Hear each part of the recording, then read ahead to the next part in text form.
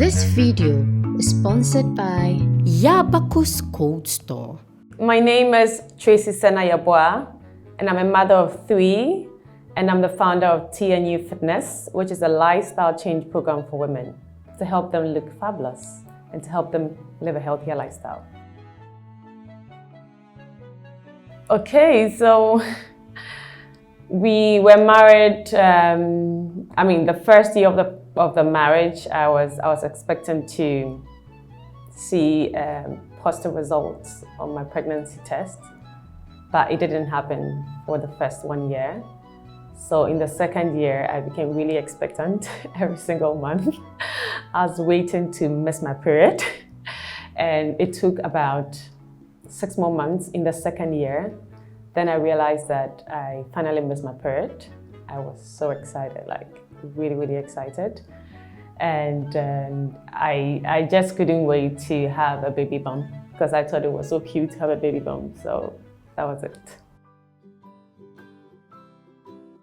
The first thing was that the doctor said I had, how do you call it, like a thin cervix.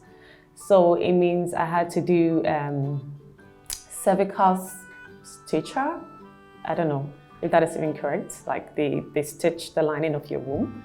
So that was really tough because once they do it for the first pregnancy, the chances for them doing it throughout all your pregnancies is like 100%. So it was a very difficult decision for my husband and I to make, at a point where like, should we make it?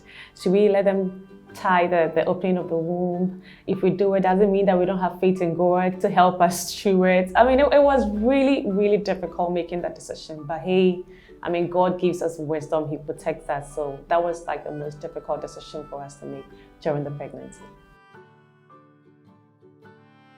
Labor?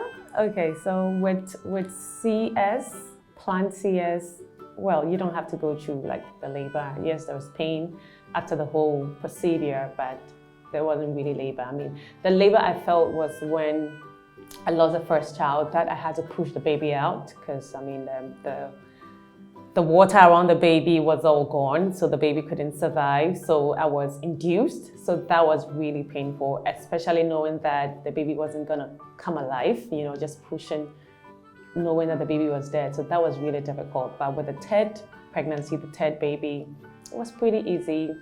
CS and the pain, and thank God for painkillers. So, that was quite good.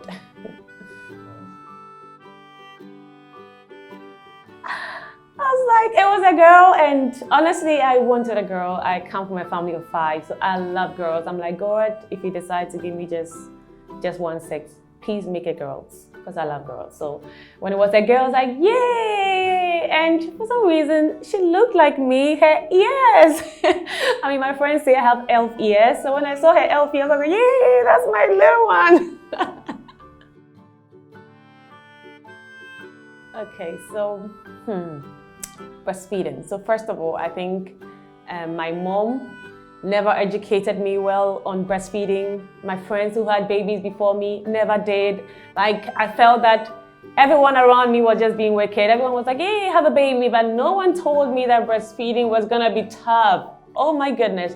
3 days, still no breast milk, and I was asking myself, where is this breast milk?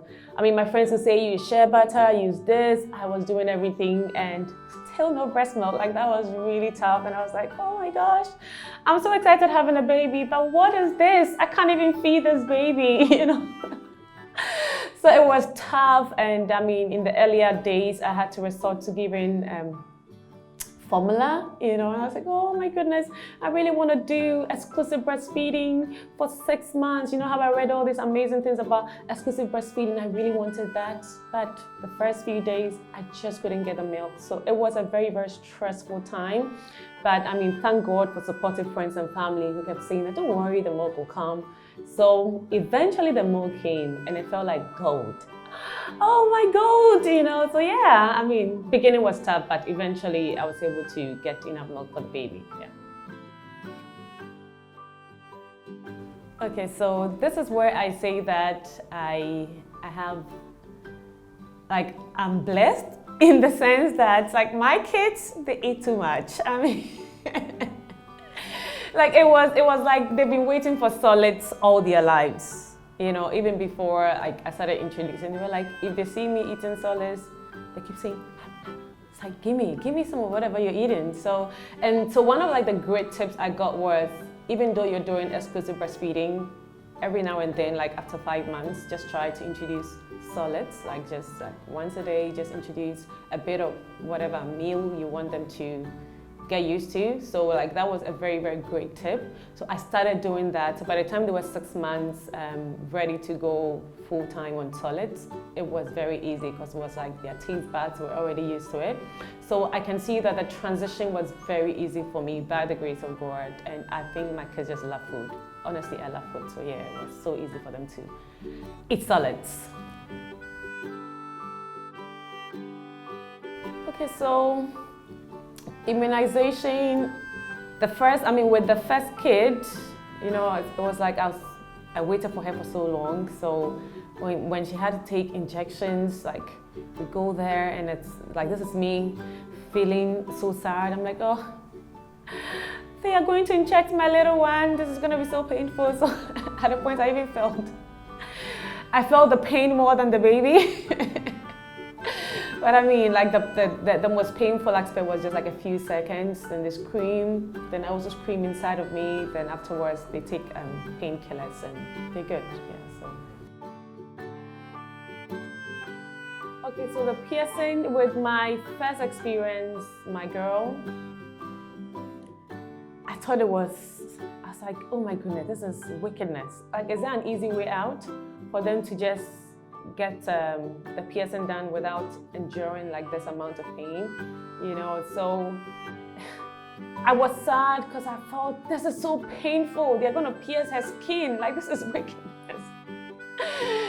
But I mean, the pain of the piercing was not as horrific as the circumcision for my son. Like, I thought it was so, like, at a point I couldn't even watch. I had to leave because it was so bloody. And in my head I said, because like my son is he's like the sandwich in between the first girl and then the third girl. So I must say the last girl, like the last, because I'm really done. This journey and no joke. So I mean, when I saw like the whole circumcision procedure, I saw how the healing process every day when I had to birth him, like seeing the sore, like I was feeling also sick inside of me. So in my head, I'm like, please, I don't want another boy. I don't want to go through this kind of pain again. But I mean, it was a very painful period, but hey, it's over. And I mean, they're all so good now. Teething, nothing dramatic.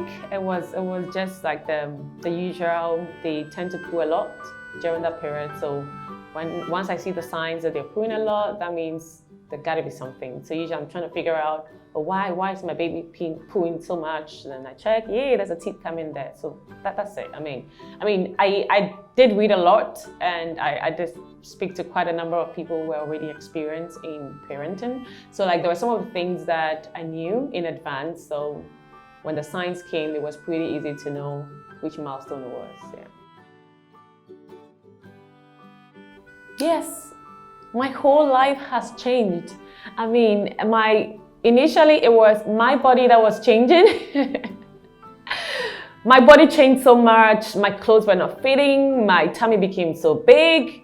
I mean, when I had to step out of the house, like no matter how pretty the dress looks, like it always felt like there was something wrong. I mean, my tummy was still looking like I was still pregnant. And I mean, but thank God for TNYou Fitness. It helped me to get back in shape. So that was the great thing that really helped me to know that, look, even though I'm a mother, I don't need to look like a mother. Okay, so I was like, yay, I'm gonna leave my evidence of my children at home, and I don't have to carry the evidence of my body. And also the mindset had to change, you know, because I'm someone, I love to sleep. Like, sleeping is my hobby, yeah. I love to read, but I really love to sleep. I remember there was a time that I slept for, don't judge me, I slept from morning till 2 in the afternoon. My husband was like, hey, Senna, are you aware you're a mother? And I was like, oh my God, I'm a mother. I actually forgot. But I mean, luckily for me, my kids love to sleep too. So we can all just sleep, and sometimes we forget that we've not eaten, but I know it's bad. But hey, yes, my whole life had to change. My sleeping pattern had to change. Now I can't sleep like the way I would love to. Now I have to wake up in between just to make sure that they've eaten, just to make sure that they're comfortable, and everything changes. I mean, like, my whole life has changed. I'm not complaining, I love it, but hey, it's a lot more work now, yeah. Yes, I mean, motherhood is hard. You see, it's a very exciting, it's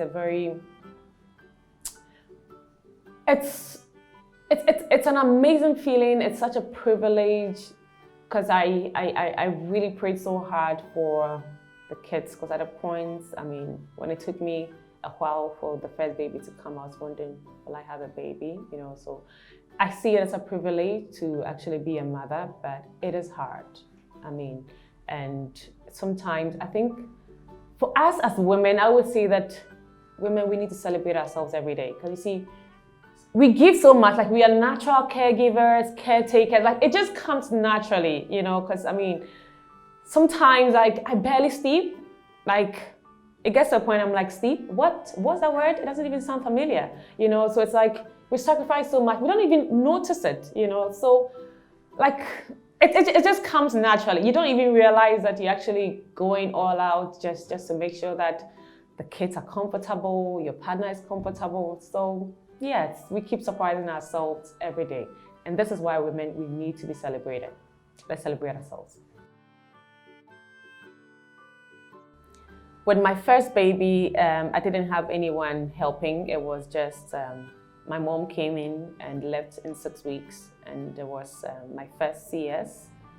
So it was just me and my very supportive husband, just trying to raise up a little human being, and it was tough. I mean, sometimes my husband comes back from work and there are bottles to be washed, and washing those bottles, it ain't no fun. I hated it. It was so much work. And who to wash the bottles? I'm like, hey honey, I know you're tired, but I am very tired, but you need to wash the bottles. And he's also really tired. I mean, like, it's hard. Honestly, I can't even say how hard it is. Juggling my role as a mother, as a wife, and I used to do a 9-to-5 job before I finally quit to do full-time on TNYou. So juggling my role, it's not been easy, but what has really helped is to have a support. Okay, you see, you can't do it by yourself. I mean, yes, I have met women who are able to do it, who are able to, yes, do everything. Like, they have 4 kids, no helper, it's just them. It's awesome. I wish I could be like them, but for some of us, it's really hard. Like, at a point, I was trying to do everything by myself when we didn't have anyone to support at home. My husband used to call me a superwoman, but guess what? I told him that I don't even like that title again, because it's like, once I hear superwoman, it's like I want to leave it, and it's hard. Like, I get to bed and I'm so exhausted. You know, so it's hard, but you need to get support. Like, you need to let the people around you know that you need help. Okay, if it means reaching out to a family member, if it means getting a helper at home, whatever it takes. Like, a lot of people are actually dying, like, you see, and you also realize that, you see, once you try to do everything all by yourself, like, your stress level becomes so high, you become irritable. The little thing, even the wind blowing around you can even get you to be upset, you see, and it's all because like you've taken far more than you can actually handle as a human being. So for me, support has been amazing, and we've been blessed with a very amazing young lady. I mean, we actually call her our daughter. She's been with us for 5.5 years now, and I mean, she has really helped us to really manage this, like childcare, business, full-time work, and everything else in between. Yeah, acting. I think my husband used to say that I should have done I should have done theater art in school because he thinks I'm a comedian. Like, yes, so whatever I have to do, I will do it. Dancing, pull a funny face, whatever, roll on the floor, just to get them to smile. Why not? I will do it. So, yeah. Okay, so with this, if you're a first-time mom, please don't overshop. It was one of the mistakes I did with my first baby. I read too much about all the things that a baby needs. I shopped and shopped, all in the name of wanting to get everything for this baby. But guess what? Third baby is here. Last baby, I must add that. And there are some of the things that I haven't even used.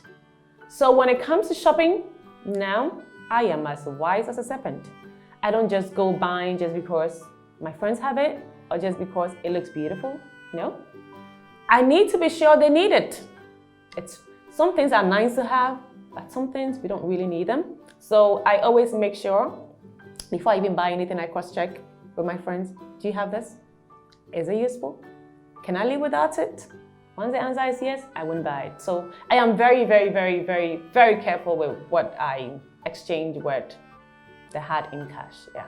Well, with the first child, you know how the first child want everything to be perfect? Even when they are not out of that size, because you have so many sizes lined up, I quickly changing. But no, that experience was just for the first baby. With the third baby, the dress is tight, she'll still wear it. In my head, I'm like, you're not going anywhere, you're right here in this house. So if it's tight, nobody would see. Don't mind me, I'm just a silly mom, but yeah. You see, with the first baby, everything was exciting. Oh, I will happily do everything, wash. But you see, as the babies are coming, you're like, it's no longer exciting. No, this is work, man. So I don't change frequently anymore, you know?